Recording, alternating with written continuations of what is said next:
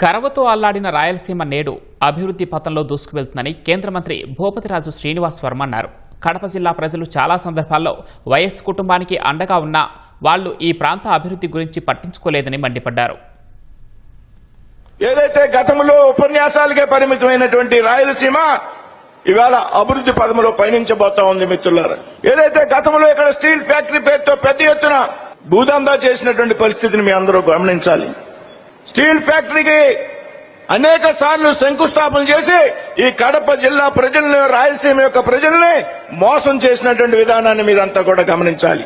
గతంలో ఈ జిల్లాలో ఉన్నటువంటి ప్రజలు ఎవరైతే వైఎస్ రాజశేఖర రెడ్డి గారి కుటుంబం ఉన్నదో వారికి విధేయులుగా ఉన్నారు చాలా సందర్భాల్లో. కానీ ఏ సందర్భంలో కూడా ఆ పాలకులు రాయలసీమ అభివృద్ధిని, ముఖ్యంగా కడప జిల్లా అభివృద్ధిని కోరుకోలేదనేటువంటి విషయాన్ని మీరంతా కూడా గమనించాలి మిత్రులారా. ఈ కడప జిల్లాలో ఉన్నటువంటి ప్రజలు వారి కుటుంబానికి బానిసలుగా ఉండాలని మాత్రమే వారు కోరుకున్నారు. కానీ ఈ కడప జిల్లా అభివృద్ధి మీద వారికి చిత్తశుద్ధి లేదు అనేటువంటి విషయాన్ని ఈ సందర్భంగా మీరు గమనించాలి మిత్రులారా.